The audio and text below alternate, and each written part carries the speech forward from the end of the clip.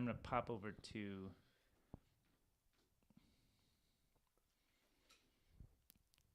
All right. So we are officially live on Nostr News. Let's go.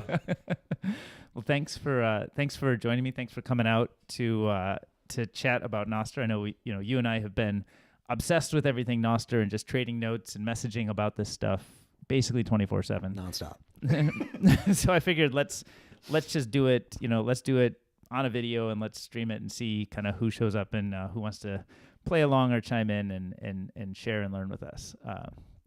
So we've got a bunch of notes, right, that we're gonna discuss, but we can sort of also kind of just let it rip as it goes. I love it. Let's go. So should we start with let's see. We'll pull up our notes now. Apologies, I have no idea what I'm doing as a audio producer, so I'm just literally like playing audio, video producer, and kind of trying to figure out how all the pieces fit together while trying to have a huge props here to DK. He's figured all of this out in the last couple of weeks, and like he says it's still amateur hour, but his version of amateur hour is like pretty fucking professional. Wait till it goes down in flames. We're having fun. We'll see. So I've got this list of notes, right, that we've been collaborating on, and so one of the things I think one of the big pieces of news that I think we're all basically everybody in Nostrland knows about right now is this the fact that Snowden showed up, and that was that 2 days ago? Yeah, I think it was 2 days ago. Yeah, and I thought that's kind of like the most one of the most noteworthy things, I think, because a lot of the problems with decentralized technologies and very simple things like Nostr is you actually need the ability to build some social consensus. Right. So without that, how do you sort of get the thing going? And so I think having some more prominent voices that help build social consensus that kind of believe in this kind of future, I think are amazing. Really helps bootstrap some of the usage. So can you give us a little bit of like at least your understanding of what kind of why Snowden might be interested in Nostr and sort of what might draw him to a technology like this? Totally. And maybe I'll comment a bit on why I think it's a big deal. So full disclosure, I'm not like a Snowden expert. I listened to a little bit of his pod with Joe Rogan. He actually has two. They're pretty good. Cool. I mean, high level, the dude was a contractor for the NSA and then worked at the CIA. He had access to all kinds of information. Seems to be like, a true patriot, volunteered to serve in the military, I think, as well after 9/11. Anyways, and, it appears that while he was in this role, he basically started to understand the government was spying, or these intelligence agencies rather were spying in like really, really far-reaching and what he viewed to be unlawful ways. And so he took that information, took it to journalists, not just leaked directly, but took it to journalists, let them evaluate, gave them a chance to talk to the agencies first. They released all of this stuff. Turns out like the wiretapping and all that was indeed illegal. Snowden had to run. No one knows exactly where he is. Some people speculate Russia, whatever. Anyway, so he has become kind of the poster boy or poster child for freedom of speech and for being a whistleblower and being on the side of American people and not the intelligence agencies. So, he's also been someone that has been, to my understanding, very interested in privacy-preserving technologies of all kinds, things like Tor, public-private key identity, and obviously Bitcoin. Mm-hmm. And so, given that, I mean, the guy has like 5 million followers on Twitter or whatever. A lot of people are familiar with him. He has an extremely high approval rating with the American public. I think on Rogan, they mentioned like 90% of people agree with what he did. So it's like, it's not a partisan thing at all. Right. And so him coming to Nostr is huge for two reasons. One, the fact that he came, but two, the way he came. So the fact that he came is a big deal because now all of a sudden, he's spreading the Nostr gospel to all of his followers, which is a big audience that's maybe not traditionally Bitcoin. But even more important is he didn't just show up to Nostr. He clearly had been using pseudonyms on Nostr for some time. And when he finally unveiled his like public identity, he had taken multiple days, I'm sure we'll talk more about this, but to mine a vanity key that's had Snowden with a 0, had really taken the time to understand, like, can I use this through a Tor browser? Like, he had a long discussion with the Albi guys on there. And basically, he's done his homework. He's someone that's not just like FOMOing into things or YOLOing, which some of us have. We'll talk about later today. But I think it's huge that he came, and I think it's huge that he put in the time and effort to do it right. Right. And I'm just for people who haven't seen how he did it, because I was also impressed by the public key kind of mining. He the public key we think of as kind of similar to a username, in that it's a unique thing that you share with people to when you want to have them follow you to connect there. And a public key is kind of a really messy looking hash, and so to be able to have a vanity public key where some of the characters in that hash actually represent something you want it to do, shows that you sort of thought about it and you care about that, and it's more done, with intention, more deliberately than just, maybe the way you and I made our public key, which is like show up and try it out, right? But it made me curious about, so what he did is he took, I tweeted this and I also made a Nostr note about it. But what he did is he took the first characters and mined it. So it says SN0, I think, is, basically spells out his name at the beginning of his public key. So he can then share the public key, and it says this is the real, more likely the real Snowden, because I actually did a bunch of work to make that happen. And you had mentioned some concerns with doing this kind of mining for a public key versus, why not just use sats, you said, I think, right? Was that? Well, so I actually meant that in a slightly different context, like for the proof of work relays, which we'll get to. But just to take a step back so everyone listening understands, you don't just get to like choose a public key, right? To be clear, the way public keys and public private keys work basically is like you basically have a public key that's your identity that's matched with a private key that allows you to sign a message that anyone that sees, hey, this message is out there, so they can know that it was signed by the private key associated with the public key without knowing that private key. And to get a vanity key like that, you can't just like choose Snowden, right? You have to mine it. You have to like literally just crunch and hash a bunch of numbers until you find that. And I'm sure we'll talk. You found a couple of really cool things. Grunch put one out recently. I guess that's what he used. And so that means he took at least, I heard, 3 days, maybe longer to do that mining. So definitely took a lot of work. I think the separate thing is on the proof of work relay, which maybe we can save for the next conversation. Yeah, that's maybe a different topic. But yeah, so the way Snowden set up his public key is super interesting. I actually I'm going to try to do a screen share if I can here, because I found, this is real time live, so let's see what happens. But if I switch to a screen share, and let's see if we get in the browser. Okay, so where was that tool I had? This guy. So Nostrgen is a tool that I found. I think I just found it this morning on Nostr. And I just did this character string, which is kind of a vanity public key I was trying to mine, and it's N0STP. So you have to exclude B, I, O, and 1, so you use 0. And what this stands for is notes and other stuff transmitted by podcast.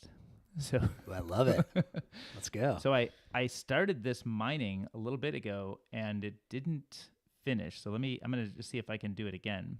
Well, actually, let me first demo. I'm going to just refresh this, and let me first demo. If we were to do max, I think we can generate this in about 1.25 seconds. Seriously? So I tap that generate, because it's only 3 characters. So 3-character one, at least I did one of these on my mobile phone this morning, because I think what it's doing is it's actually mining it in your browser, right? So that took 9 seconds. Oh, that's dope. I didn't know it could go that fast. Because it's 3 characters. Only 3 characters, right. But each character takes additional right? is, I think it's exponentially more complicated, right? So, so if we do like max 0 instead of 10 seconds, maybe this, I don't know what this will take. This might take a few minutes even. So we might not want to wait for that to complete, or maybe we do. But I'm going to pop back to us. So we can check in on that in a little bit. But I think the idea of mining these vanity keys is super interesting, because it's a way of showing that you're not, to do that, to spend the compute to achieve a vanity key. If it's 3 letters, it's a little bit of compute, more than maybe you would use if you were just pure trolling spam bots.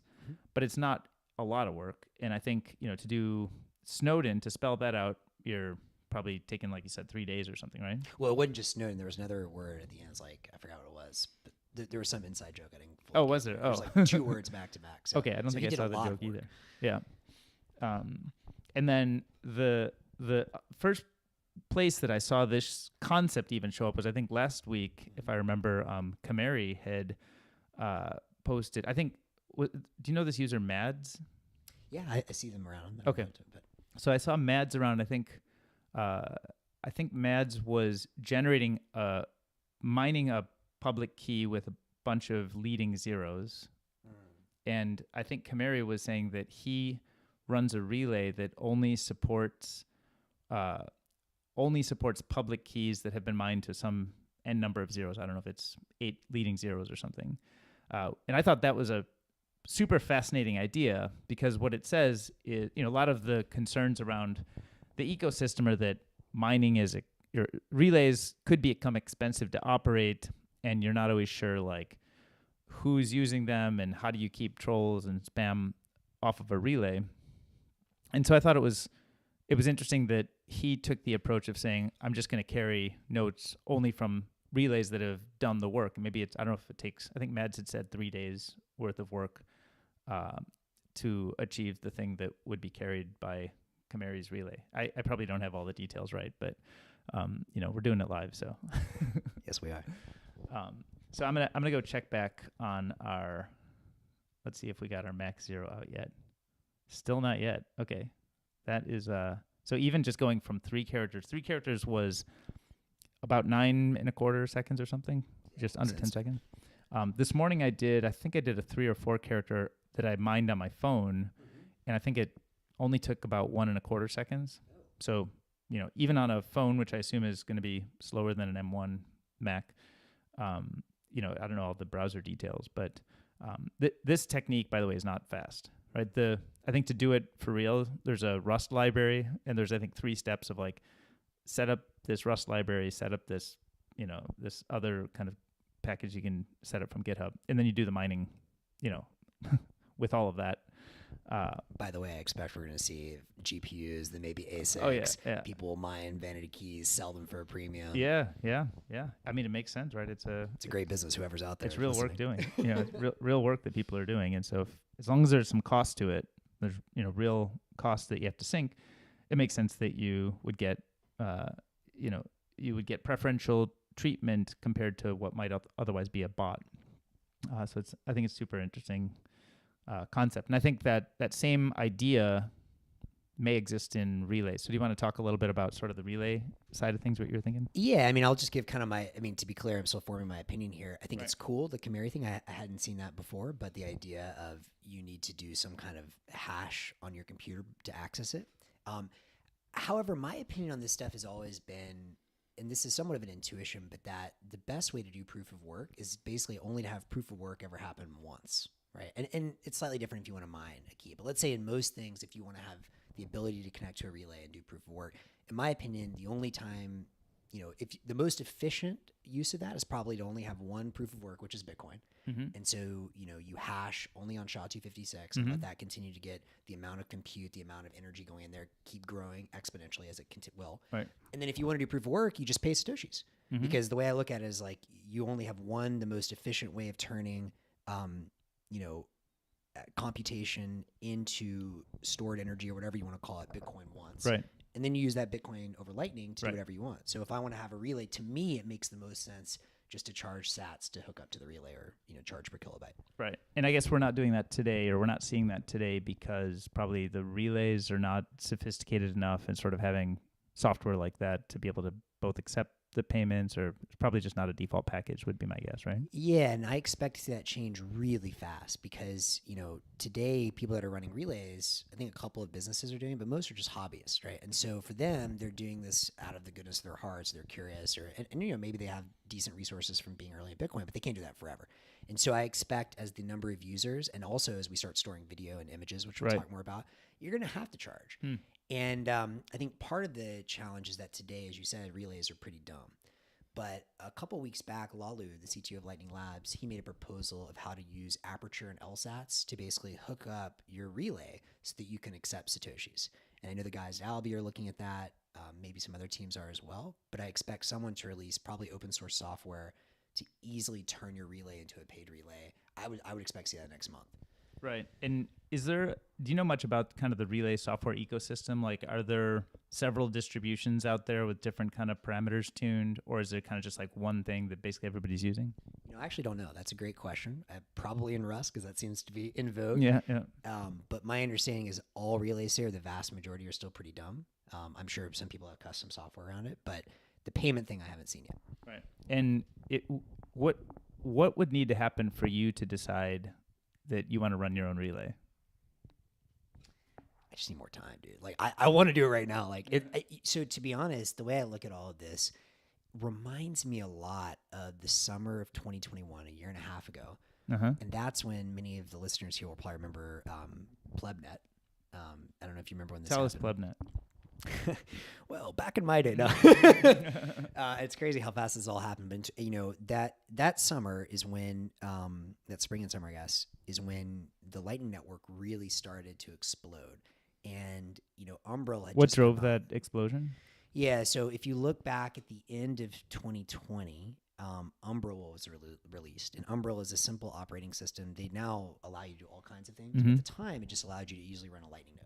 And before that, I had tried to run Lightning nodes. Like, there's great, open source software projects like Raspberry Blitz and all these things. But like for someone that's not the most technical and doesn't have the most time, it's difficult to get it up and running. Umbrel made it as simple as just like plug in and you're good to go. Like literally like order these parts. Like your mom could do it almost, right? So it's just power and Ethernet or something? Basically. I mean, or are you Wi-Fi or your Ethernet?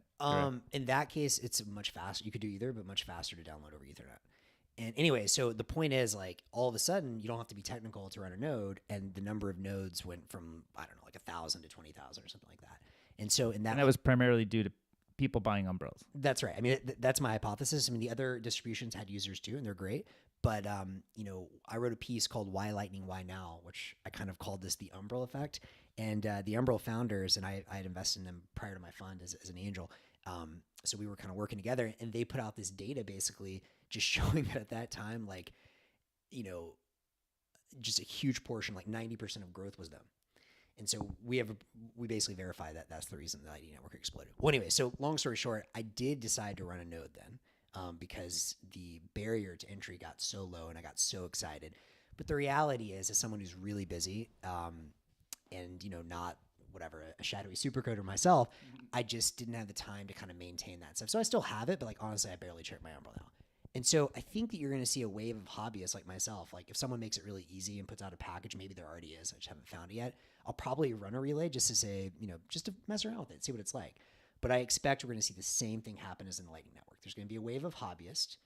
They're going to build that initial groundswell that, kind of like bootstraps the network for the first 100K million users that are hobbyists. Mm-hmm. And then you're going to see the network professionalize, just like in Lightning. Right. Today, if you look at the Lightning stats, and you can go to like, Amboss or 1ML or whatever, the number of nodes and channels has actually declined over the last 6 to 7 months. Not a ton, but a little bit. But the amount of capital deployed has increased. I think it was from a little less than 4K to like now, I don't know, like 5.4K or something like that. And what does it mean that the nodes and channels have decreased? What signal should we take from that? Well, I just think it means the network is professionalizing. Like a lot of people that were running Umbrels probably, like me, like maybe they left for 2 weeks and there was an issue and they didn't update their software, or maybe they had a power outage. Yeah. And so the number of total nodes has gone down, but the amount of capital deployed continues to increase steadily. And so I think what's happening is you're starting to see super pros like River, for example. They started up, they had one node, which was ranked number 4 by capacity, immediately had a second that was top 10 by capacity. And you're starting to see these super pro players enter the space. And the way I think this is going to happen here is going to be similar. Like you're going to have a lot of hobbyists. And so to your original question, as soon as someone makes it as simple as Umbrel, maybe an Umbrel app, for example, to run a relay, I'll do it. But I will never expect to make money on that. It's not going to be a business. But I do expect very soon, and who knows, maybe it'll be some of the Lightning node runners, the professionals, that do see it as a business that move there very soon. Right. Well, I saw some discussion actually this morning. Actually, I was involved in a thread where people were talking about running their own relays, even without intending it to be a professional thing, but running their own relays for the purpose of kind of having a backup of everything that they've ever done. Because I think one of the kind of critiques or concerns right now is that there's no reliable way to make sure that a relay will still be carrying your message next week. Like you might publish it might be there, but because there's no business model or incentive system to get a relay to commit, to continuing to do that for the next year. Maybe they'll start to just drop them as like volume increases.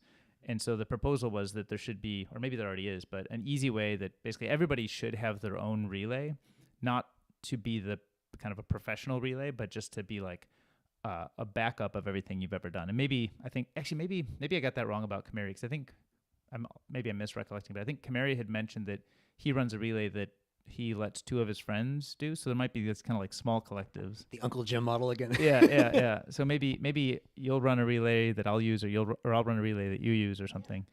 And that. But then the actual reading of our messages will come from some super beefy relay that somebody else, maybe Artur or somebody else, is running, in kind of more of a professional or commercial way. So I love that. I agree. I will definitely run my own relay. And I don't think everyone's ever going to do that, but like I think a lot of hobbyists will run it to back up their own messages, maybe their families. So just putting a request for proposal right out to listeners. Yeah. When Umbral app for relay, that's when I'll do it. And then same question back to you. When are you going to run a relay? Yeah. I think I have a similar take to you, which is like most of my computing is not done in a very persistent way. I don't run a Lightning node. So I don't, I don't know, would I buy a separate machine, do it? Would I run it on an Umbral that kind of runs out of the home, or would I guess I just don't have, like, is there an easy way to spin up even just an AWS instance or something? So I think like as it gets easier, it becomes more of a priority for me to start to experiment with. I mean, I've got, dozens of things that are occupying my time in different ways. Totally not doing anything right now, like putting all the show together. Trying to figure out, audio video equipment that I guess professionals have been using for years, but it's all new to me. Actually, I want to pause on that and just mention that I am checking in on. Oh, here we go. We just got it. Okay, so I'm going to flip over to our screen share. So I've been checking, and we didn't have it until now. So you can see down here, it took 725 seconds to compute. Okay. So it was 9 seconds to compute the 3-character one, and then it was, 720 seconds. So order of magnitude, basically. Yeah. To get from 2, actually. Yeah, almost 2 orders of magnitude to get 1 additional character of work done. And again, this is like in the browser, not the most efficient way, etc. But that gives you at least a flavor of that. But here you've got, now I wouldn't recommend anybody use these because you've got your NSEC is published on a YouTube video now. So oh shit! I'm sure we'll talk more about it. I'm no stranger to having my shit leaked, unfortunately. Yeah. Well, actually, let's go there because you had a little bit of a. Well, actually, before we do that, I want to talk to you about your shirt. Oh, me too. So if everybody can look, the magic of video here is you actually can see what Max is wearing. Swag. And he's got, I think this is the first like Nostr swag I've ever seen out in the wild. So tell us about where did this come from, or how'd you get that? All right. First of all, I just want to give a massive shout out to my man Sam, who runs Lightning Store and Wave Lake, which I, through HiveMind, am a proud investor in, music platform that is going to allow Satoshi streaming, and soon I think it's going to integrate with Nostr. If you haven't checked out Lightning Store, I think it's lightning.store. These guys have the coolest t-shirts, the coolest posters, the coolest stickers. They've done all kinds of really cool stuff for the Lightning Network. In fact, Stacker News, which we're mutual investors in, they came out with a Sublime shirt. Yeah, you can check. All right, here we go. We got Lightning Store up. But what's amazing now is that they were just doing Lightning, but now Sam, like us, appears to be obsessed with Nostr. He's already shipped 3 Nostr shirts. This one, which is my favorite, like even like a bunch of my It's friends. quoted as $30. What does that mean? Huh? $30. What does that mean? Well, that's how much it costs. US dollars. I get it. Oh, sorry. I know. We only look at sats. I was thinking Bitcoin only. Okay, sorry. Yeah, but look, this shirt. What's so sick about this? I mean, he's got this one. He's got Nostr Online, which looks like AOL. Mm-hmm. He just did the T-shirt for Nostrica or Nostrico, however you say it, which we'll talk more about. So this man is all over it. But what I love about this shirt is that it's fucking cool. Like, my girlfriend, she does not care at all about Nostr, but she loves this. Similarly, your wife was excited about it. A lot of people I think he has the best taste. Mm-hmm. And if you'll indulge me, I want to show some stickers. Yeah, let's do it. Okay, I'm going to pop back to the view with the camera. There we go. Y'all should support this man. You can actually buy all of this with Lightning too. So I paid for everything from Cash App. And you were right on the URL. It is. I just navigated to lightning.store. So these are all. Oh yeah, I saw these. I was just browsing and I saw this one. Yeah. Can I show this? The ones you like. Okay, this is obviously a spoof on the Nirvana. Let's see if we can get that. Here, I'll hold it up to the camera. See if Satoshi. Here we have Sonic Youth. I'm a huge Sonic Youth fan. One of my favorite albums right there. Let's see if we can get it in focus. Oh, yeah. Just hold it still. There we go. Yep, looking good. This is obviously a Led Zeppelin spin. That's LND Bitcoin. Gotta give a shout out to my man. Well, honestly, right here we got David Bowie as Satoshi. Oh my God, I love it. David Bowie, by the way, can I just say something real quick? Yeah, please. I fucking love David Bowie. David Bowie is much more than a musician. He was truly a visionary. It's rare to have a true visionary. If any of you guys want to be inspired, go Google an interview from David Bowie in the late 90s. Where it just Google David Bowie internet, right? And it's him on some like pop, whatever, like news network TV show talking about the internet. And the guy that's kind of some square dude is sitting there like, but the internet is just a means of communication. It's not going to do anything. And David Bowie's like, bro, the internet is an alien life form. Yeah. Is the most punk, independent. Yeah. He says himself, he's like, I got into music because at the time when he did, music was the punk thing. Music was the independent. It's kind of the frontier, yeah. It was the frontier. And he says then in the late 90s, he was like, if I were getting started today, I would be an internet entrepreneur. Right. And I fundamentally believe if David Bowie, RIP, were with us today, he would be all in on Bitcoin. Yeah. 100%. Totally. Yeah, I've seen that interview. It's a great one. And I think it does, capture the idea of that kind of frontier that was alive, back when he was creating music, and the kind of stuff he does. I think we've moved to like a world of much more, packaged, music products. And, I think there's some sort of standardization that happens from the, YouTubeification of everything. Sadly. But and on that note, just want to show this one too. This is, Sam put this out. This is one of the stickers for Wave. There it is. There you go. Yep. For Wavelake, which is the music player, wavelake.com. And my hope, because, some people know I also make music. I rap. You can show that. Tell us more about your rap career. I haven't heard that whole story. Yeah, I'm ready to spit anytime, any place, anywhere. There's the Nostr sticker. Let's fucking go. All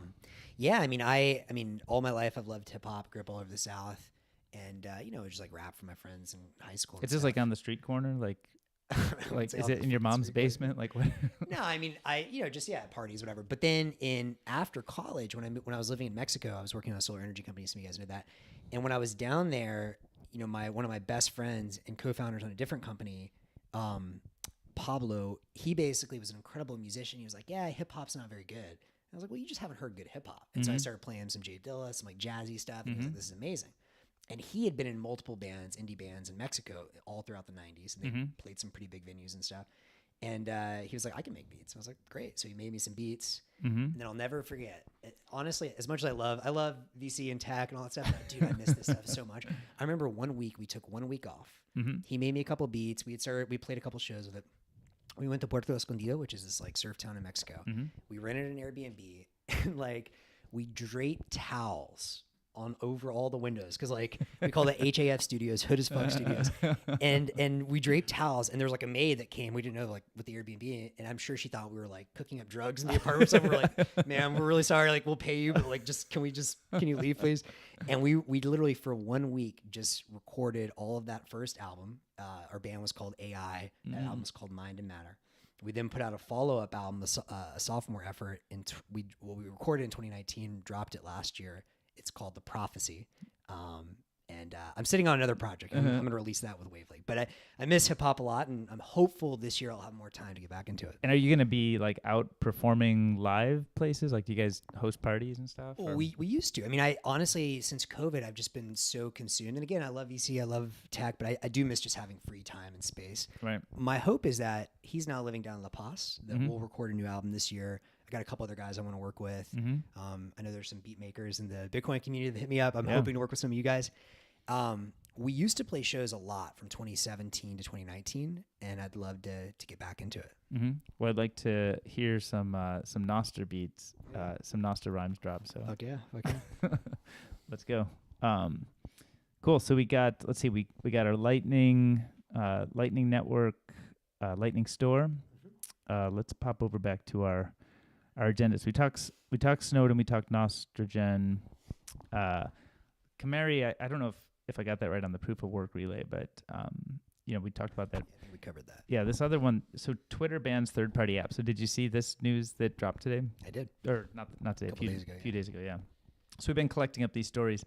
I thought this was interesting because I think, I've been going around, here in San Francisco, everywhere I go, people are like, hey, DK, haven't seen you in a while. What are you working on? I'm I'm just spending all my time reading and writing about Nostr and making videos. And they're like, Nostr, what's that?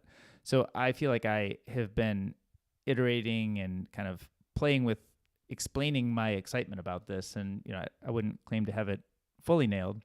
But I think one of the things that I get a lot of pushback on once I sort of take people through some of the initial story is that I think a lot of people don't feel like they've personally experienced the problems that, I think Twitter creates for kind of the broader internet, let's say. And I think, some of those, it's easy to say, look, I've never been censored, so censorship is not a problem. And I don't always think it's about the person who's been censored. The individual may not have felt like they experienced censorship directly, but it may be that there's voices that they would like to hear from or that they should be able to hear from that have been censored, and so they can't hear from them. There's ideas that they may not be able to discuss because somebody decided that for them. And they might not even be aware. There might be like ideas that have been shadow banned from a network like Twitter. So I think those are things that it's almost like insidious in the way it's not visible to the person, and they kind of think it doesn't really matter. But I find like among kind of builders and kind of the tech community here in San Francisco, I think some of the ideas around the API limitations are easy, kind of an easier way to, we call it purple pill, right? Like that, yeah. An easy way to purple pill people, because I think, around here, everybody wants to build stuff. And, what does that mean? Well, if you can build on Twitter, which you could do a lot of back, what was it? I feel like it's been 12, 13, 14 years ago. But if you could build on Twitter, that's really exciting to a lot of people. Just, and there was a huge explosion of attempts at different clients and services.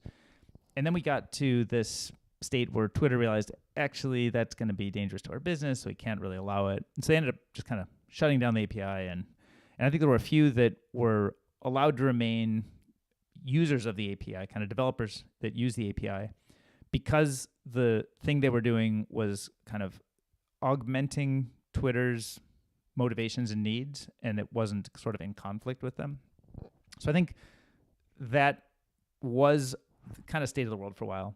Then we got, just last week or a few days ago or whatever, Twitter just said, like, no, even if historically we've allowed it, we're just shutting off the API access, which means you may have built I think was it Twitterific or one of the kind of Twitter enterprisey kind of dashboard services just got shut off. I think Twitter didn't communicate anything about the plan, which, it's their prerogative to do. But it's, I think, a demonstration that when you build on other people's APIs, you're making the trade that you're willing to be a bit of a sharecropper on their fiefdom. And I think it's more apparent than to builders, kind of the tech community at large, that you can't build in a free way when you're building on a centralized service. So I thought the fact that, Twitter finally shut down the API, even on things that they'd been allowing to operate for years, that destroyed those businesses. Overnight, all the people employed have to go find something else to do because there's no more product. And it wasn't communicated ahead of time, which is totally their prerogative. And now you've got sort of the problem is more visible, I think, to builders, because if people want to build and they depend on an API, they can get rug pulled on that API. And if you're building on Nostr, nobody can really rug pull you. Like it is what it is. It's all kind of out in the open. So 100% agree. And honestly, I've seen this certainly with my builder friends or my investor friends out here, Mm-hmm. but honestly with anybody. Like the censorship thing, some people get it, some people don't. It is what it is. But like if I tell literally anyone, it's like, hey, you know, remember that time Twitter used to be awesome or Facebook used Right. to, well, I don't know about Facebook, but like other platforms used to be not awful. And like, Yeah. you know, I think anyone can understand this idea that if the data is open, Mhm. you can get more experimentation with what Yeah. you can do with that. And I think literally anyone understands, like, on a long enough time horizon, put the business aside for a second, just as a user, Yeah. like there's no, like, of course I'm going to win if more smart people get to experiment with how to use that data in apps that I can use. Like that just seems Right. very obvious, right? Yep. So I think increasingly my pitch on Nostr to fellow investors, to builders, but just to the general public is like open versus closed. The censorship thing, that's not really my argument. I get it, and it's true. I agree with it. But to me, it's just the beauty of open. Right. Yep. Yeah, it makes a lot of sense. And I think the beauty of open maybe isn't fully recognized even until we see what it looks like, because, you know, I think I saw JB55 shared, I don't know if it was he had built or somebody else merged, you know, raised a PR for Damus around like a switch to make it left-hand friendly. It's crazy. And it's like, yeah, maybe that, you know, certainly Twitter could have decided to focus on building something like that. And that's not like a massive innovation, but it's just a demonstration that like any given org is going to have to build sort of the lowest common denominator version of their service to serve the most people possible with the fewest points of confusion or settings or whatever. But but when you sort of open it up, all kinds of things, you're like, oh, I didn't know that I needed a left-hand specific version of a client or a feature like that. And I think that's just tip of the iceberg. I think there's, you know, thousands and, you know, I mean, there's infinite experiments that could be run to serve people's needs better. And this is the thing that I love, like from a philosophical perspective, this is the thing I love about Bitcoin, the thing I love about the internet itself, the thing I love about Nostr, right, is that I think it comes down to this principle of control versus belief that systems, self-organizing systems, evolution, if you want to call it that, will create the best outcomes. Mm-hmm. The tighter, I found in my own life, the tighter you squeeze on things, the worse shit gets. Right. The more you open up and let evolution play its own course in whatever sense you want, the better things get. But that requires trust. It requires trust in your fellow humans. It requires trust that when things are open and experimentation is allowed to develop, good things will happen. Well, that's kind of an interesting word to choose, is trust, because a lot of times I think about it almost the opposite. I think of like Yeah, I know what you mean. Yeah. the idea that you don't have to trust, like we have to trust Twitter that they're going to continue supporting the API, but we don't have to trust Nostr about much of anything, you know. 100% agree. I mean, trust in the universe, like in general, Right. when you let go. But yes, I agree with you. Like the beauty of this is, you know, any individual company, no matter how many engineers they have, there's always more on the internet. Mm-hmm. There's always going to be more. Even if Twitter and Elon Musk is the best entrepreneur of his generation, which I think he is, it's just he will never have, no one will ever have as many engineers as the entire internet. Right.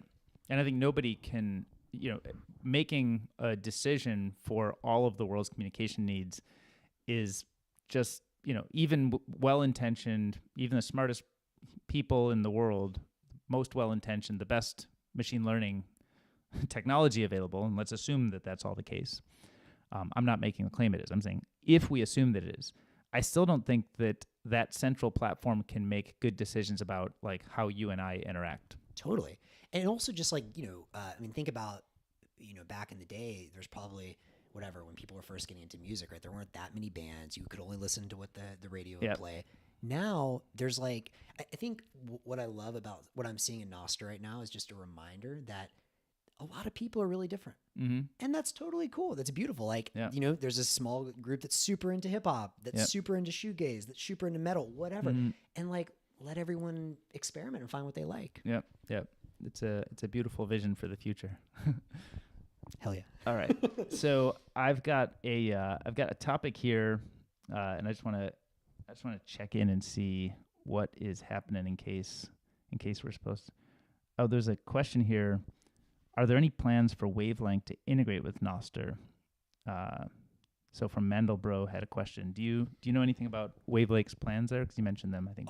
So I haven't spoken with them directly recently. However, I've seen there's Sam Lightning Store seems obsessed, and he just designed the Nostr shirt, so that seems like a strong signal. And then Michael, the CTO, I think he was posting on Stacker News this morning. There's a conversation about Breeze looking at Nostr, which we'll talk more about. Basically, Breeze is looking to figure out how to integrate with Nostr and potentially fund devs to do this. Roy is always ahead of his time, and that's awesome. And Michael basically came and said we're looking heavily into how, like what kind of metadata and tags we can share on Nostr to make it open. Oscar at Fountain is doing I know he's very open and excited about this. My hope is we'll see Breeze, Fountain, Wave, like all of these different platforms, Tidal when they come around as well, which I think is their plan, all figuring out what's the metadata that should be shared openly on Nostr, so we can have better experiences. But I mean, I can't guarantee they're going to do it, but I would expect it. Right. And I'm pulling up, I think right before we sat down, I noticed something. Yeah, there was a note on Nostr from Jack. He said, let's say we're building something for musicians at Tidal that sat on top of Nostr. Let's go. We could run a private relay and hide all key management behind the email password account system we already have.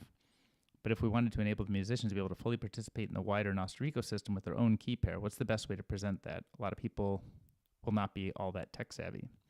So he's trying to figure out a safe and effective way to enable musicians kind of to do kind of key management or a safe custodial model if they want to take it upon themselves. Great question. So, I mean, listen, I think, and we'll talk more about this. First of all, I'm so stoked. I heard Jack talking with JB55 and MVK and those guys on that podcast on MVK's podcast, and I was so excited to hear that Jack is like prioritizing helping musicians. Like, I think honestly, that's like, if I could only pick one thing to work on right now, I mean, obviously I'm backing Wavelake and Fountain, which is going to get into this eventually as well. Albie's doing some stuff there, but like, I just think music is like magical and beautiful. So I'm very happy to hear that's like one of his top priorities. But I think the key management thing, I think it's a real concern. I don't know the answer to this, and maybe just skipping ahead a little bit. You know, I got pwned myself. Let's talk about that. You know, and I feel like I'm mad at myself, right? Because I generated a new key. I'd been following Nostr for a while, but I wasn't prioritizing because I was just so busy with the fund. And then, where did you originally set up your first key pair? Did you gen it with some client? I'm trying to remember. I mean, I think I did like a super simple one a long time ago, like many months ago. I first heard about Nostr about a year ago. I was in Austin. Shout out, I think Super Testnet got me into it. Although I think we'll see. I think Super Testnet site might be what did me in. Which I love the guy. I'm just joking. But anyways, so I'd probably done something months ago and just kind of like to experiment with it and then lost the key pair. I wasn't really trying to keep on it. Yep. And then when the Jack thing happened, he tweets about it. And I had also mentioned, to a couple people like, hey, like I'm interested in marketplaces on Nostr, which we'll talk about, like the local Bitcoins. Yep.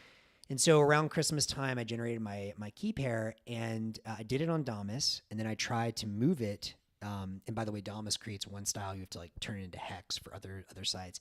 And so I was like, all right, let me try some of these. You're saying the Damus public private key is not compatible. You need to do a translation before you can. At least for right now, it is compatible. And actually, JB55 already has. I think it's damus.io/converter key. Oh, okay. I think it's like key or something. Anyways, but the point is, you just basically have to take your key and convert it to a different format, but they're all compatible. And so that's what I wanted to show and prove to myself is that I could generate a key pair in Damus and then use it in Albi and use it in other websites. Now, the challenge, the dumb thing for me, and like, please, everyone listening, never type your private key or paste it into a website directly. Like, always use protection, which I should have known. So I think that first day that I had it, I was just so amped. So, like, unlike Edward Snowden, who was very smart about it, I just YOLO'd and lost. And so anyways, I logged directly into a couple of sites. I think Enigma, which is a Telegram bot from Super Testnet, which is really cool, but it has a known vulnerability. And I think that's the one that got me probably. So what I would recommend to everyone today, I've been super protective. Now I'm using it mostly on Damus. Albi, I think Fiat Joff has another one extension as well, NOS2X. But if you put your keys in Albi, it should be a lot safer when you access these various web clients. But particularly Enigma, I would like that has a known vulnerability. So do not put your keys there. Anyways, the thing that's shitty about that is, I just built up some followers and like my social graph and I was like, oh boy, this is so great. And then it's like, I have to move and there's not a great way to rekey an account yet. That'll come. So all of that to say, I'm certainly not the most whatever technically savvy or cypherpunky, but I think I am more than average. Mm-hmm. And if I just got pwned, I think that for mainstream artists to come in, we need much better tools. Right. Maybe Square's or Block's hardware wallet will be effective for some of them. But, I was talking with Aljaz, the guy from Bolt Observer, who also runs a big Nostr list. And he kind of just laughed at me and he was like, dude, people don't want hardware. And I was like, you're right. Some people will, and it will help some people. But I don't know what the answer is. Maybe it's an app on your phone. But, there's got to be, Authy or a password manager. We need better tools for normies to be able to hold their key. And I don't know what the answer is. I mean, I actually like the approach of, the login and password style that people are already comfortable with, because it can help a lot of normies, at least experience it. And presumably any system that does that should also allow you to take your, once it's sort of training wheels, right? And then if you want to graduate off of training wheels, and probably Agreed. For many people it would be a good idea to, they can do that, but it's not there's a bit of a barrier to understand, what is a public and private key. It's not exactly the same as a login and password, and if you lose them, nobody can help you recover them. So there's a bunch of new ideas, not new to maybe us or the Bitcoin community around here, but they're newer to the broader internet, I'd say. Things that a typical internet user hasn't been concerned with so far. The other thing I'd love to see, and I'd love to see someone figure this out. And by the way, I do think one of the beauties of all of this, and again, maybe you're a little looser with your identity key because it's not quite as valuable. Maybe you're a little more careful with your Bitcoin key, but it's the same public-private key idea or infrastructure, right? So my hope is that Nostr also gets more people familiar with the concept. Yep. It helps improve the technology to hold your keys, all those things. What I really want to see is there's a talk from Drew Bansel, one of the co-founders of Unchained, from 2018. And it's the best talk on the internet, by the way. I think there's 1,000 or 1.1K views. I'm at least 10-20% of them. That man just saw, Drew, if you're listening, shout out to you. You saw everything. He saw the energy markets. He saw Lightning Network. He just all the stuff. This was when was this published? This was early 2018. And this is when everyone else was, the blockchain. And Drew's like, okay. But he came out and, he talked about this concept of how do you socially rekey someone, right? And I think that I'm sure other people have talked about this as well. Actually, I think even in some of the Ethereum ecosystem, they've probably have some good ideas around this. But what I would like to see is an easy way for me to rekey an account. For example, my old key got compromised. Sucks. I would like to keep my followers in my social graph, right? As anyone would. And so it'd be really cool if there were a way that I could just either say I point my old key to a new key, or, and maybe this will be what Block does, I don't know, but you have social recovery. So I've got, 5 trusted friends and family members, and if some quorum of them agree, they can rekey me. Like a 3 of 5 or a 8 of 10 or whatever. Something like that. 7 of 10. Yeah. And maybe they even have to pay a cost. So it's a pain in the ass. Maybe everyone has to pay $20, something. So it's you don't just keep doing it. But there's those bucks again. What is that? Huh? $20.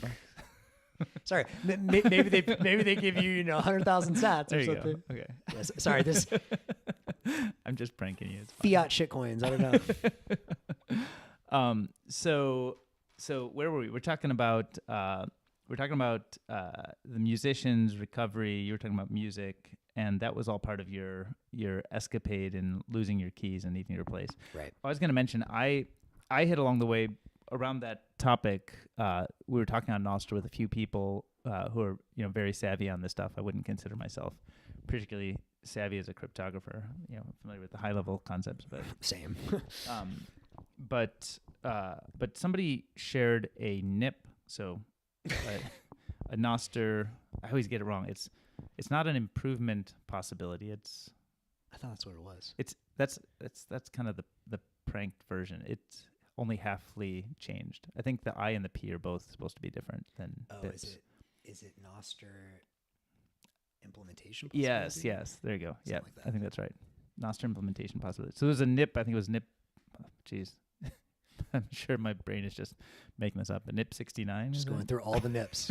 just run the NIPs through your head. It was a later one. It wasn't, in the early NIPs. It was probably 69 or 89 or something.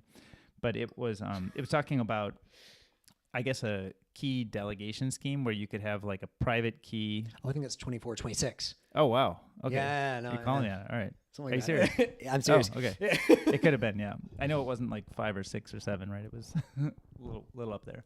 But my understanding is you can have a private key that you then create like, is it delegated keys or Yeah, that's right. sub keys effectively? So I think Minds.com, which is a social network, I'm not super familiar with them, but they were early adopters with Nostr. In fact, they were the first, I think, major sort of social network or app to integrate before the whole explosion happened. And they're the ones, actually, there's like a video from their CTO that talks about this. It's pretty good. He proposed this delegation NIP, and then it got approved, I guess, or the developers now use it. But yeah, it's basically the ability. So imagine if Twitter, for example, wanted to do this, you could delegate to Twitter the ability to sign on your behalf. And there might be like selective, like you can only sign for certain things and not for others. I don't know, but right, yeah. So that some scheme like that may help you not have to do that reset in the future. I think one of the things with the reset, I already screwed up because I was trying to tag you, and I tagged your old account. And somehow when I was tagging your old account, I saw the profile had been updated.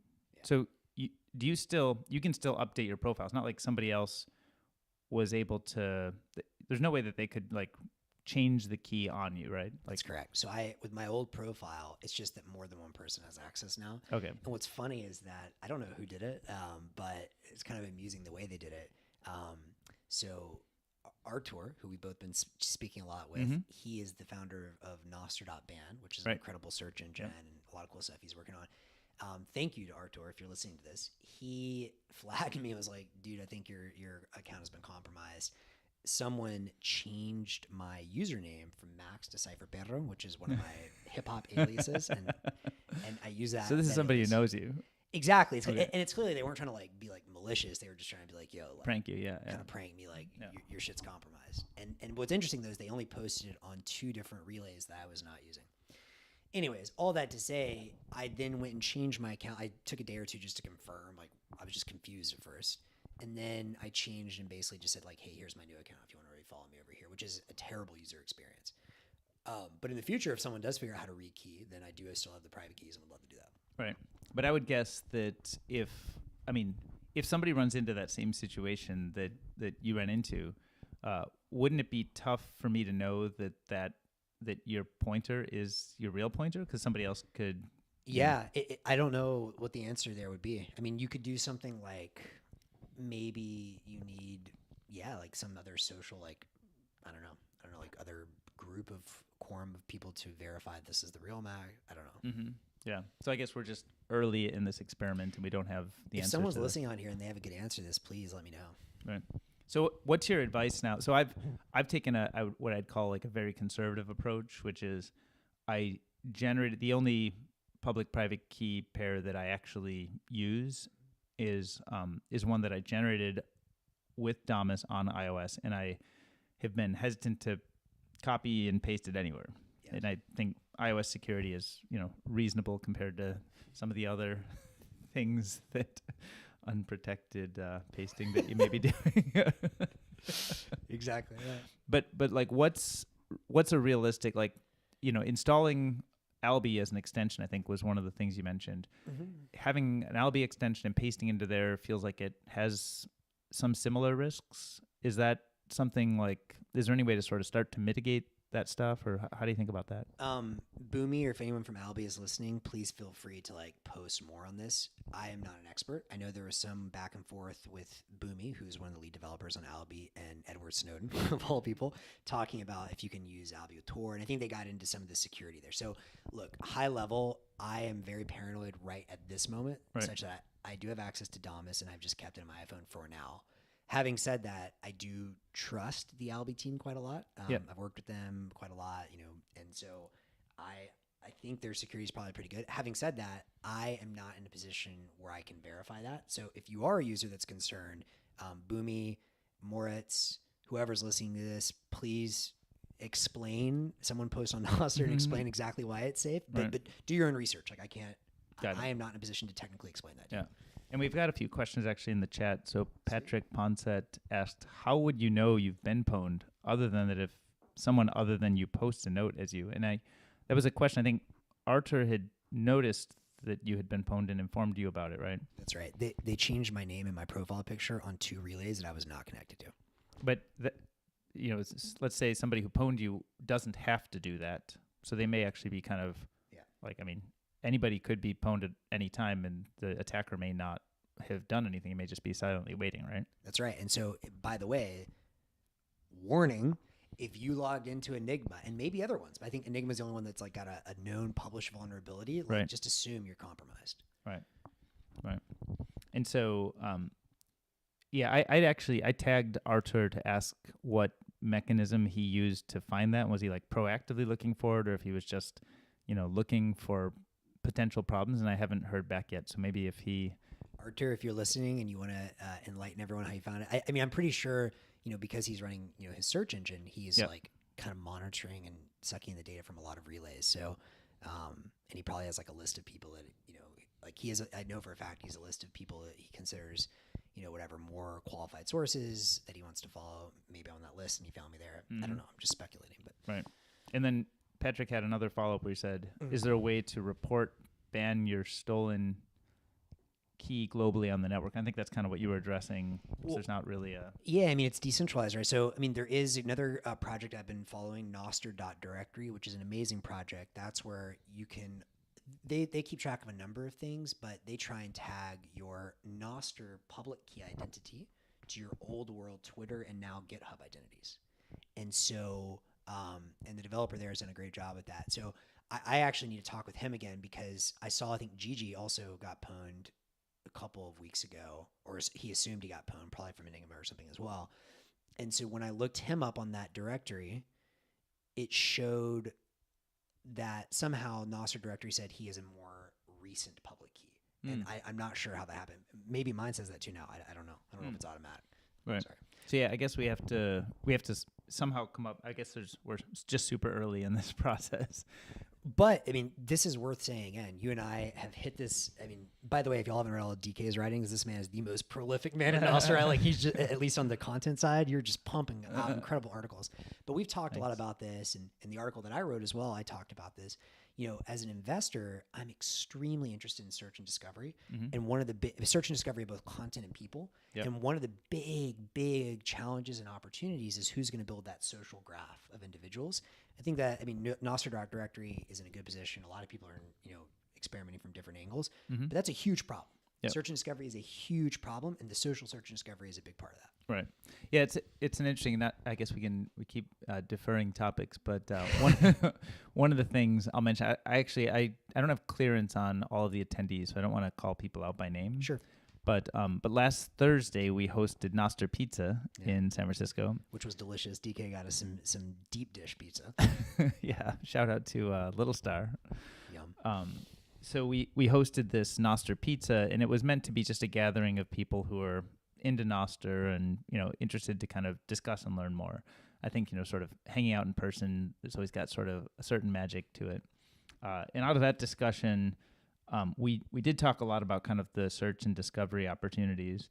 And I think, I'm still trying to get my head around all of what the implications are and what, I think everything in this ecosystem is a little bit of a balance between the decentralized ideals that we all appreciate about this, and then some centralizing effects that may be helpful for user experience, but that compromise, on the ideals in different ways. And I think when you look at like people discovery, to me, that seems like it, having some centralized businesses around people discovery seems like it's probably a net good, but ideally we don't have like just a single people discovery hub. We kind of have, and I think discovery has this, like, it's very, very massive and can happen in so many different ways. You don't really need a single provider.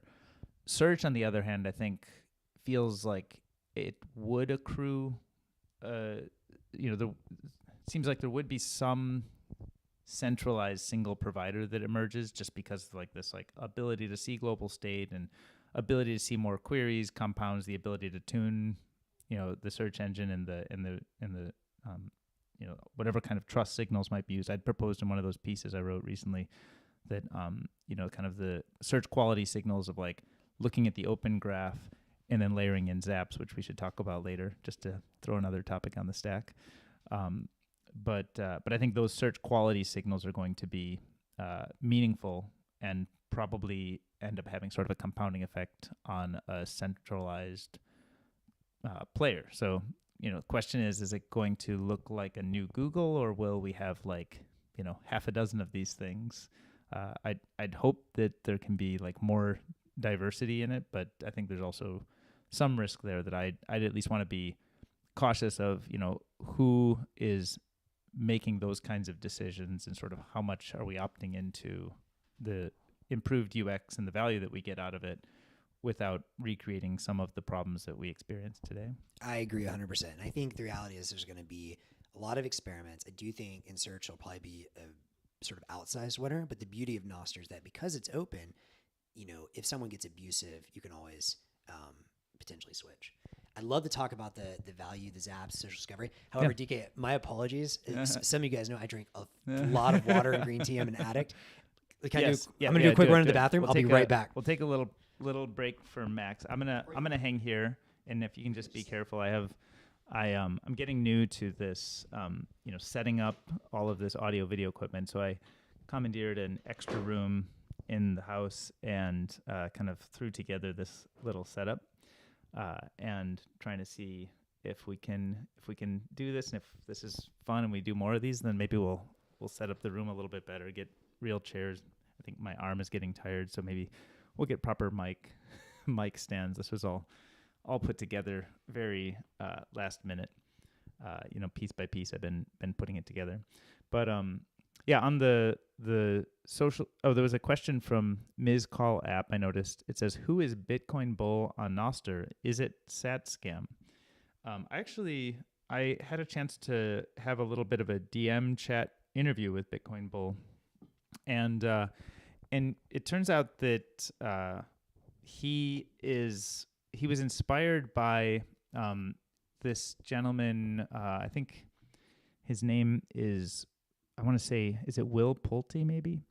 Who does these kind of money giveaways on Twitter, and Bitcoin Bull had expressed that he thought that it's a nice way to welcome people onto the network is to, somebody shows up, and if they present a Lightning invoice, for, I don't know, 100 sats, or I don't know what the limit is, he actually will pay the invoice. And he does a lot of these. I'll have to review my notes because I'm meaning to write up the story of Bitcoin Bull. We're talking about Bitcoin Bull. Cool. I don't know if you've bumped into him at all or seen what he's doing. I've seen him around. Yeah. I mean, I haven't talked to him personally, or maybe we did once, but it's been a while. So we had a question if that's a scam. And everything's a scam. It's good to be cautious. But I had a chance to DM with him, and I think he's just legitimately, interested in helping share the love and spread the word. So as new people come on, it's common, if you sort of look in the fire hose view of like new notes that are being posted from new accounts, a lot of times people are just saying hi and, they get a shaka or a hug or something.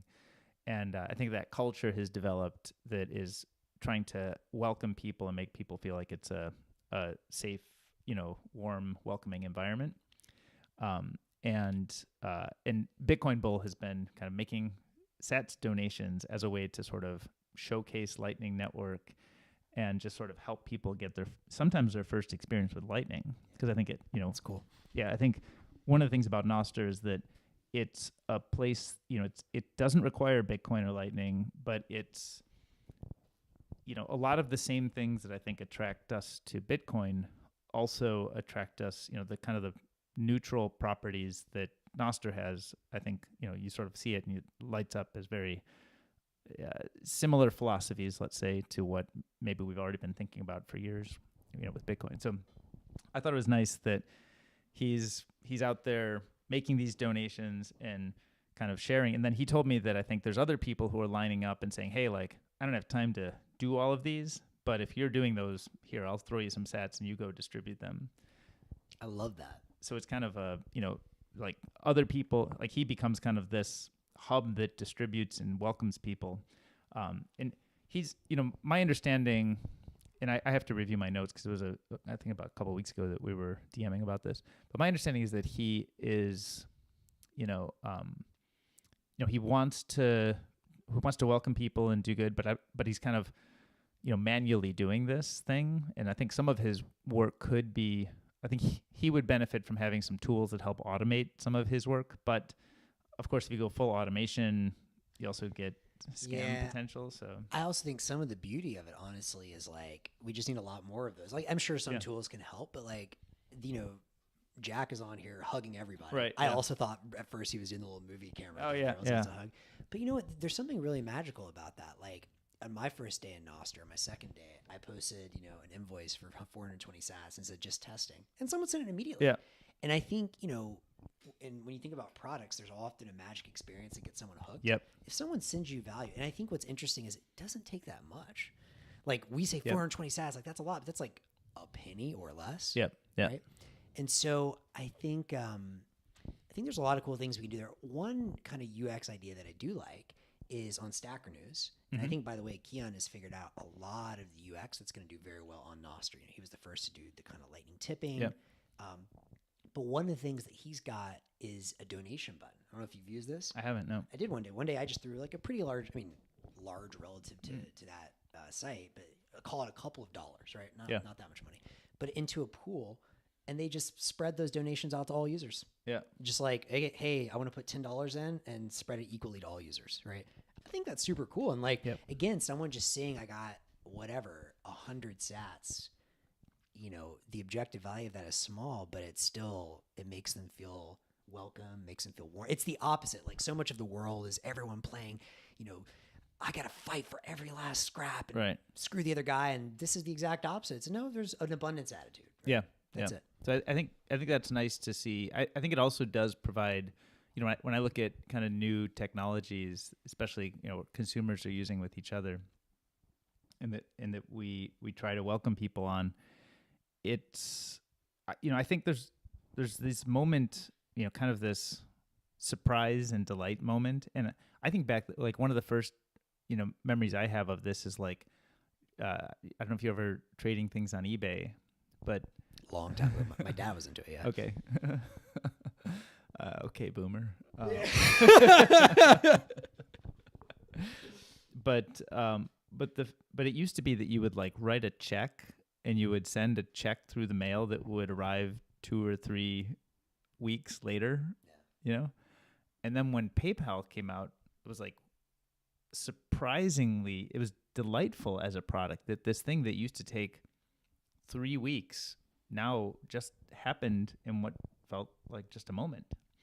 And that kind of magic, I think, happens every once in a while in consumer technologies where we see something that really shapes a new way to think. Like we didn't even know it was possible, and then we try it and we're like, oh, that was amazing. I didn't know you could do that. And I think that, somebody coming on Nostr with no expectation, they're not coming on to get paid or make money, but they come on to just like see what it's all about. And then value shows up for them, sent to them by a random internet stranger. Instantly, with like no fee, no third party, right? I think it's kind of one of those moments that feels like, I think when I first saw eBay, it felt like that, PayPal. When I first saw Friendster, I had that same kind of feeling, real people on the internet, with profiles and stuff. And I think it's rare though. We don't see these like even once a year. I think they're pretty rare. No, I agree. And we've talked a lot about this. I put this in my piece. You put this in your pieces that we've written. I posted yesterday on Twitter, on Nostr. I am increasingly convinced by the day that Nostr is what takes Bitcoin Lightning mainstream. And like you said, they're both separate protocols. They both can exist without each other, but they turbocharge each other. And they build upon each other's network effects. Like I have never felt, and I've been talking to, a lot of people in the investing community, whatever. As an investor, my spidey sense has been going off and it just builds every day. Yep. We're like, you've talked a lot about the need to pay for resources with Lightning, things like the relays and stuff. That's huge. This tipping thing, and we're going to talk, I'm sure, more about the zaps here in a second, but even just like slinging sats to people randomly on the internet, Edward Snowden even had a post where he was like, I've been using Bitcoin since whatever, 2013, 2012. I've never seen the magic until I see it instantly with Lightning. Yeah. And I think what you're seeing, I think JB55 put up a tweet yesterday or 2 days ago where he shows all these like kind of noobs that got on Nostr, maybe because Jack tweeted it. Mm-hmm. They don't care about, Austrian economics, like could not give two shits. But they're like, wait a second, you're sending value for free, right? And it's global and it's instant. What is this? And then they're downloading something like Wallet of Satoshi or Breeze or Moon or whatever. And that is a magical moment that I think is going to drag. Like think about it like this. Anyone right now who is sending money overseas, let's get the mic up. Huh? Let's get your mic up. Oh yeah, sorry guys. Yeah, anyone that's sending a remittance overseas and or back from U.S. to Mexico, and you have to pay all these fees of Western Union, or even use a centralized app, and it takes days, and it's just a pain in the ass. Or you're sending a wire even to your kid that's doing a Euro trip or whatever. And now you come on Nostr. And you're like in your Twitter feed. And by the way, this is just the first use case. There's going to be WhatsApp. There's going to be all kinds of new apps. And you're like, wait a second. I can just tweet or SMS my kid $100 across the world globally, and they have it right now. Yep. That's magical. Yep. And so every day I'm convinced that the network effects of the Lightning Network, I've talked a lot about this over the years. Like every time someone plugs into a new network, N+1 user gets more value. That's what a network effect is. And now you have Nostr with these incredible network effects. Every new user in the Twitter use case, and then the next use case may be a marketplace, it may be Slack, it may be WhatsApp, whatever.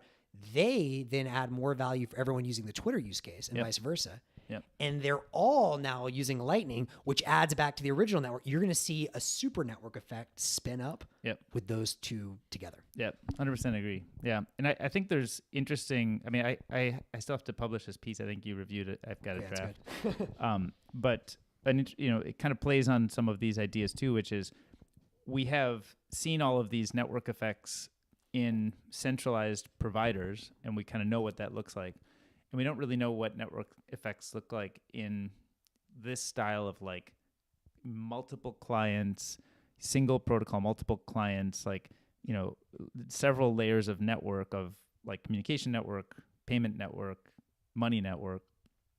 And I think by having them all sort of circling or nearby each other, adjacent, I think it actually unlocks a lot of new things, like ideas that have been compelling for a long time, but that were never able to achieve escape velocity. Because I think, like sometimes when you look at technology, it's really kind of like the thing doesn't work until it does, right? And so if you've got, I think back to the Nostr Pizza discussion, we were talking about this service called, What's the one that has the commenting system built in? Is wallet scrutiny. Oh, wallet scrutiny, right. So we're looking at wallet scrutiny, and I'll link the video. They have a video where they basically are looking at wallet scrutiny is basically a service that reviews Lightning wallets, and they have a comment section which is plugged into the overall service, so that it's not just their opinions, but I think other people can weigh in and comment and add their opinions. And if you look at a service like that, when the old style of doing that was this service called Discuss, right? And it was kind of a hassle. You have to sort of sign up and have an account on there initially, and then maybe they integrated with Facebook or something. But it was always very frictionful. And if you actually have all of these identities and publishing communication available for one purpose, but it's much more easy to port it to other ones and can't be shut down, and you don't need a lot of other infrastructure, just kind of the basics. I think it actually makes it much more attractive, that gives enough energy that the Discuss idea may have been a great idea that just had too much friction, but the activation energy of all of these other factors of, simpler, integration or login or experimentation anywhere because of these, the new foundations of how we're using Nostr. And maybe it has to do with the way tipping works. Maybe it has to do with, the way global money works. But having all of that stuff together, I think, may help get over the activation energy that finally enables good ideas that were never able to really come to life to finally, flourish and thrive. Open money, open payments, open messaging, value for value stack. And again, I think these things can exist without each other, but they're going to turbocharge each other. Yep. Like open messaging. You talk about this in your forthcoming piece. This is another idea that anyone can grasp. You talk to anyone, Right. it's like, there's no one that's like, oh, I'm so glad I've got a Slack account, a Discuss account, Right. an email account, a Twitter account, a WhatsApp account, a Signal account. Like, it's a giant clusterfuck. No one likes that. It's Telegram. People message me on Telegram. I don't message back because I don't check my Telegram. Right. Like everyone gets that. And so if you can have all of those things speak interoperably in one feed, that's just like a net win for everyone. Yep. But the Lightning payments are necessary because if soon we're kind of in this like beautiful, whatever September moment right now, or like the pre-eternal September moment where, it's a bunch of nerds hanging out, like no one's being really mean to each other yet. Yep. But like as soon as people start spamming and as soon as there's real eyeballs and value, there will be spam. Yep. People won't be able to operate relays. And so you need a money to pay for that, or else Nostr, bless its heart, it's amazing, but like it's not, you have to pay the real world costs, as you've said over and over. Right. So I do think they could exist interoperably, but they wouldn't take off without each other. Yep. Yeah, I think that's right. It's I hesitate to make it sound like they're too coupled because they're really different technologies and different stacks. But I think unless you have a global money and frictionless free payments, it's hard for these otherwise uncoordinated players, effectively users, clients, and relays don't have very close relationships with each other in this ecosystem, right? So if you do need, it kind of creates this use case where you have a bunch of people who want to coordinate and there's real value being exchanged and real value being sunk, and you need a way to help people who don't have each other's bank details exchanged and maybe using transacting with one server now and another server in the next second. It's kind of like showcases what global money is all about and what fast frictionless free payments is all about. Can we talk about marketplaces? Yeah, let's do it. Yeah. So there was some discussion because this dovetails very nicely on Stacker News, basically asking like, will every marketplace just get replaced with Nostr? And I think I'm still forming my opinion on if everything will, but a lot of things I think will. So if you think about, in a marketplace, you have a bid and an ask, and then a payment. Maybe you have an escrow that kind of helps coordinate those things as well. And so, I mean, that's kind of all it is. Like, imagine if one of the first things I expected to see built on Nostr is like a local Bitcoins, right? Yep. And, someone says, hey, I have a Bitcoin. I'm willing to sell it for $21,000 or whatever the price is, $22,000. And someone else can then come and say, cool, I'll pay you that. And then you probably need an escrow service, someone to hold the fiat and then confirm the Lightning payments gets done. Super Testnet came up with this thing, and Tristan and Austin around how you can actually do Lightning escrow, which is kind of cool. That's like a cool concept. But anyways, so in theory, just about any marketplace could be done on Nostr. So I'll pose the question to you, DK. Will every marketplace get rebuilt on Nostr? Right. Yeah. So I think I understand where you're going with that, and I think it's an exciting, compelling idea. I sort of had posed that, it may be that it's possible in the fullness of time, so I wouldn't ever call it out. But I think like the earliest applications, which I'd say are irrefutably, easy to see how it works, are things like, the closer it is to just pure messaging or pure publishing, even let's say even publishing, because I think we have some other details around messaging which are certainly not fully solved. But the closer it is to kind of a purely digital creation consumption experience, which I'd say publishing is, messaging is a form of, the easier it is to see exactly how we get there from here. I think the further away you get from that, sort of take a service, a centralized messenger today, like iMessage, WhatsApp, etc.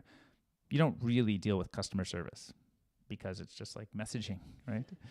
A marketplace service, and let's take like maybe the most challenging one would be maybe a real-time transportation marketplace like a DoorDash, a Lyft, and Uber. In those cases, obviously there's a customer service component in the way it works today, but I think there's also kind of a matching component. And I haven't seen yet what I would consider a credible way that the matching can be done without a centralized order book. Effectively anything that has an order book, like an exchange or a car transport matching service, has the risk that somebody would come in and create a fake order and use it to change pricing or bid against themselves, or there's all kinds of ways to play with it. So one of the pieces of value that I think the existing centralized corporate entities provide is that we rely on them and trust, but then we get in them the fact that we don't necessarily have to trust our counterparties. And that's a tricky thing because we're both saying we don't want to have to trust Twitter that way, but maybe we still have to trust, Uber that way for now. Not saying it could never be, in the fullness of time, maybe all marketplaces can be decentralized, or maybe we don't need, marketplace anymore because energy is free. And so it's happening fast. But I think from a realistic, what are the next steps? I think the closer we are to messaging or publishing, the easier it is to see the through line. The closer it is to something of an order book or a marketplace where there's both how the market matching happens, especially more real time, the harder it is to do it without third parties. That it's a super interesting idea. And then, I mentioned customer service, but I think it's actually really the order book is the most important thing. I think the customer service and sort of the whole end-to-end experience around that, where it touches the real world, and how do chargebacks and refunds work, and how do reputations get managed.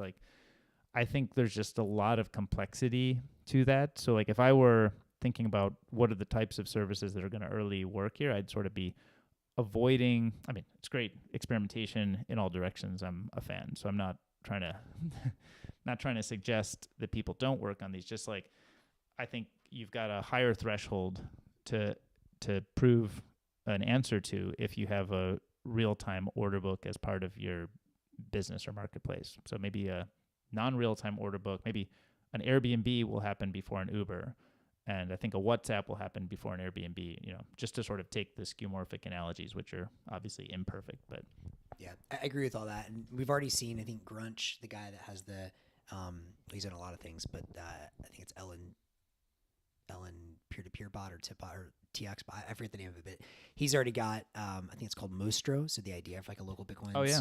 Yeah. I think that That's concept is going to work really well. Mm-hmm. I think I've seen a file hosting one that could, that seems like that could work. I'm really curious. Knowledge marketplaces of various kinds, right? Mm-hmm. Maybe something like Stacker News could, do that. Bounty boards, I think, could be really interesting. So people that want, maybe it's digital work like coding or design first. I think that's going to be very nice. But I agree with you. The fewer meet space interactions you need, probably easier. But I have seen someone's doing it, I think, with Uber already. Who knows? Maybe sure. it will go fast. But yeah, I'd love to hear the solutions. So if somebody's out there trying to do an Uber, tell us. Yeah, we'd love to hear how it may be done, or sort of what the hypotheses are to solve the real-time matching problems. I think the Nostr one that you mentioned, did we discuss that in the group chat a little bit? A little bit, yeah. Okay, because I think that one is easier probably because it's an asset that you can price outside of that match. So it's let's say Bitcoin's trading for $20,000. If somebody comes in with an offer to sell it to you for $60,000, you would say no, right? Hopefully. But so I think you have some other parties outside of that you can use to effectively decide if you're willing to participate in that. Right? There's other trusted third parties who are not part of that transaction that you can rely on to feel like you're getting a good price, right? You might even get a better price than if you were to transact on those. If you can cut out some of the fees and stuff and other market spread. I saw, by the way, someone, I won't mention who because I don't know if they want it out there, but is already experimenting with DLCs on here. So, of course, you're going to have prediction markets, gambling, stuff like that. Yeah. Not saying that's good or bad, but that's coming. Yep. Seems likely. Cool. Let's see. So we have barely made it through any of our list, really. Well, we made it through. We made it through maybe half, I'd say. Yeah. And we're, what are we, 90 minutes in or so? Yeah, no, about 80 minutes in. So is there anything from the list that you particularly, I think we should touch on Zaps. I think that's huge, yeah. So why don't we go there next? And let's do Zaps and then maybe just briefly talk. Yeah. Nostr. Yeah, perfect. And that'll be a good wrap. So Zaps. So, the high level concept, as I understand it, is that today, of course, on Nostr, there's some clients are supporting this Lightning tip at the account level, and I assume that's I guess I haven't looked at this. I assume that's mostly a client centric thing and not a protocol centric thing. Is that? I think it's not protocol centric yet. Maybe the client is sending to their own relay as well. I'm not sure. Like I'm not sure if like the client is actually storing that information or if they just speak with their own relay right now. Right. But I think that the idea of build something on the clients, see how it works without needing to push it into the protocol, see how much consensus there is that that's a good idea, and then start to figure out if and what should be kind of pushed to the protocol. It's kind of like a nice pattern, I'd say. And so I think so far we've seen Lightning tips, at least in Damus, which is the popular client that I think most at least you and I are using. I think a lot of our friends are using. But within Damus, I think we see Lightning tips at the profile level, and then JB55 has teased with some screenshots and videos about Lightning tips at the note level, so effectively the tweet level for the analogy with Twitter. But I think the Lightning note at the tweet level is very interesting from a information quality perspective and from a transference of topic expertise perspective. So you can imagine sort of it flows all kinds of new signal through the graph that lets us know something about, like if you say something, if you say something about rap, and I don't know who's your favorite rapper. Most Def. Most Def comes on Nostr and verified his account through other means, and now he zaps your note about you rapping. That actually should be a lot more credibility than if maybe he only zaps you one sat, so the amount is less important than the person and the other kind of expertise or authority or topic level kind of recognition he has. Now, maybe I tip you 10,000 sats on your rap thing, and it means nothing because I'm not a rapper. And so I think the concept of a zap is a Lightning tip at a note level. As far as I understand, that's kind of the way I would describe my understanding of it. And I think, we don't have it yet in Damus. And I've heard that snort.social, which is another popular client, I think it's a web-only client right now. But I'd say it's probably it seems to be the web-only client, one of the web-only clients that I hear about the most. I think that, Iris.2. Astral.ninja was the first to implement it, actually. Yep, the first to implement the zaps. The zaps. Oh, cool. Okay, yeah, props to them then. We should recognize. But I think they've been implementing them, and I think we're going to get it on Damus soon. And when that happens, we're going to have, all kinds of, kind of a new use case for Lightning and a much more specific use case that impacts information quality. So I'm really excited about broadly that information quality signal that it would contribute. So that's kind of, maybe a long-winded way to describe what zaps are all about. And then I saw a discussion today, I think it was, where they're talking about if the zaps experiment is productive at the client level, how and when do you go about pushing it into, or should you even bother pushing it into the protocol? And I don't know if you sort of have thought about that, have read anything about it, have opinions there. No, I mean, I'll start by saying, we've talked a lot about this. I talked about this in my piece as well, but this is, I'm extremely excited about zaps. I would say as a venture capitalist at HiveMind, this is my number one priority, right? As DK is describing. You're saying zaps are your number one priority? Well, the information signal associated with zaps, okay, right? Yep. And so we've talked about this, a lot, but the search and discovery that this is going to allow. Last summer, I put out a piece called How to Disrupt Google around saying information tied to value. It allows for market or value rank, which is very important. Then in this last piece, I talked about, okay, well, now you can associate a public key as well, so an identity with that. So the thing we've been talking a lot about is someone's going to build a social graph that basically says, if this public key of Jack tips you, like probably a high signal. And I think that because, as you pointed out to me, unlike with the web where it's indexed to a web page, because it's indexed to a note that's indexed to a person, now that's a lot more interesting of a signal around a piece of information, and that person can accrue reputation over time. So just throwing this out there in the world, I think for both of us, this is probably our top priority right now. So anyone working on this, please reach out if you have ideas. I know Artur, I know Nostr directory guy, a couple guys are deep in this, but top priority. In terms of the actual protocol, I mean, I'm not an expert in how the NIP process works. I assume it's somewhat similar to BIPs, how something actually gets integrated. It seems to me like there's probably a period early on where it's a lot easier to get a new NIP in. And then as the protocol like Bitcoin ossifies a little bit over time, it becomes more and more difficult is my guess. Maybe that won't be the case. But maybe someone can chime in that's, Nostr core dev and talk more about that. But to me, it seems like a no-brainer. Like the ability, because again, the key here is that the ability to associate a piece of information with value is a critical building block for a new web. And that's, I think, what we're building. I think we're building a new web. Yep. But, if a client doesn't want to recognize it, they don't have to. Right. Yeah. So there was a related discussion. We don't have to get too deep into it, but I think I saw Fiat Jaff was commenting on how sometimes kind of a consensus that builds at the client layer may actually be bad for the protocol layer. So you could end up with a bunch of clients think something is a good idea. They implement it. That causes other clients to feel broken if they don't implement it because users come to expect that. And then it ends up pushing it into the protocol layer in an awkward way that was kind of not carefully considered. It was more, rogue rogue can sometimes be a very good thing, but also, for the cleanliness of the protocol, it could be a challenging thing. Yeah, I would love to hear from Fiat Jaff or, one of the or JB55. Like, how do you keep that, like, you want it to be an authentic groundswell, but also, like, we don't want, like, whatever, like, outside interest coming in, pushing hard to get some, shitcoin thing in there as well. I mean, who knows how that's going to happen? So Right.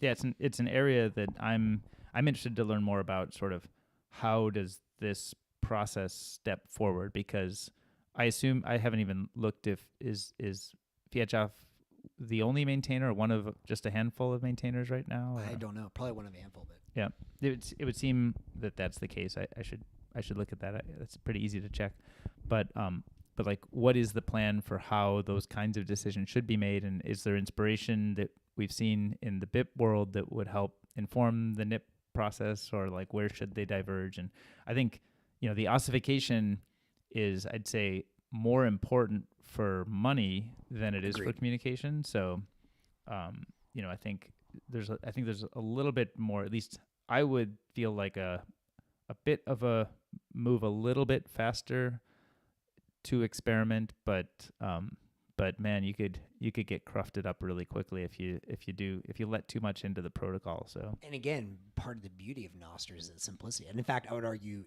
when we were talking about this originally, it's like it's not just that it's open. Open is good, but sometimes open sucks if it's too complex. Right. The beauty of Nostr is any developer can build on it because it's like 7 fields in a JSON blob. Yep.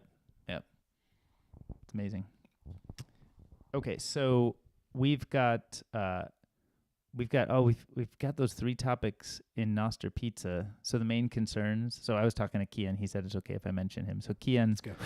Kian was one of the attendees at Nostr Pizza. Kian is the founder of Stacker News, and I think he is very intrigued. As many people kind of in the broader, let's say, builder community around Bitcoin-centric, technology products. But he expressed like a few areas that he sort of wanted more information. I don't think I wouldn't suggest he's like skeptical, but I'd say he's cautious until we have answers to these. Like, how do we understand the future until we have answers to these? And so the 3 sections are, one is discovery, and you mentioned that one. We talked about that already, so I won't go deeper there. He also mentioned denial of service and spam. And so that's just, maybe the proof of work stuff that we were talking about, hour and a half ago. Time flies. Maybe there's something in the proof of work stuff that would be the right way to, or one of the right ways to do that. But I think how denial of service and spam works, the proof of work from relays requiring SAT payments is one. And then I think also the Nostrogen kind of, pub key, proof of work is another one. So I think there's a couple hypotheses in there, but we have to see how that all plays out. And then data availability. So long-term trustworthy retention of notes. And that's one that I think we touched on a little bit, but should you run your own relay? Should you back up all your notes? Everybody should get an umbrella and download a package, install an app, and run your own relay, not to serve your stuff broadly, but just to be your trustworthy retention of notes. So those are the three topics. Probably if you're building in this space, you should be thinking about those, curious about those. If you have hypotheses, you should put them out there because everybody wants to discuss and debate those topics. I think they're good ones. Agreed. I mean, and just personally, I think the data availability is an interesting one. I don't have a great answer there. Not too worried about search and discovery. I think that we have a lot of ideas on how that can happen, and any of them seem pretty interesting to me. Not too worried about the spam. I just think that's going to be solved with Lightning payments. Mm-hmm. But the availability is one that I'm still kind of open on. Yep. Cool.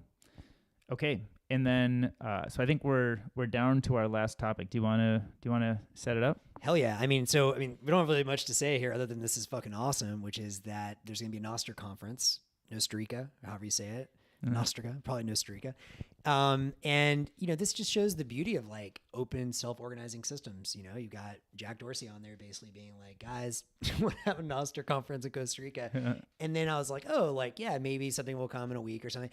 And like a day or two later, it's like a date is picked, a document is formed. Yep. People have already started booking tickets. We've agreed upon a place in, it's like Bitcoin jungle area in Costa Rica. Shout out again to Lightning Store and Sam. Yeah. There's already a Nostrica t-shirt, which I got to order in the next day or two. Yeah. And yeah, it's just badass. Like we just saw something self-organized and like it can work, it can happen. So I'm excited for the conference. Hopefully I'll be able to make it. I hope a lot of other people will as well. I think it's awesome. Yep. And I think for people who are looking to learn more about it or get involved, I think somebody registered nostrica.com. So That's right. Nostrica.com, and it points to the Google Doc where all of the kind of collaboration and management is. You can contribute as a co-organizer and helper on one area or another. You can learn about all the dates and hotels and travel and everything and sort of the agenda. So self-organizing works. Yeah. Well, it's a beautiful thing. Well, I think we've covered a lot today. There's always, we've got, double the amount of things we could continue talking about, but why don't we call it a wrap for now, and we'll come back and do some more soon, very soon. Yeah, and maybe just to end, obviously, first of all, again, thank you to DK for putting in all the hard work to get this together. I just showed up. But anyone that's listening to this, we're thinking about doing this more frequently. Yeah. So let us know what you liked. Yeah. We may do another one next week or something. So if there's other topics or questions you want to see us talk about, give us ideas, questions, feedback. We're having fun with this, but we'd love to get more of the community involvement. Yep. And probably easiest way to find our pub keys is, I'm going to guess, Twitter at Max A. Webster. Yeah, my Twitter is at Max A. Webster. And then on my profile, I've got my new pub key. If you were following my old pub key, please find me on the one that's not compromised. Yep. And you can find me on Twitter at DKSF. And my pub key is in my bio. So you can copy it there and follow me on Nostr. Come talk to me on Nostr. And we'll, love to hear your questions and other topics you're interested to hear from. Sweet. Okay. Thanks, Max. All right. Thanks, DK. Bye.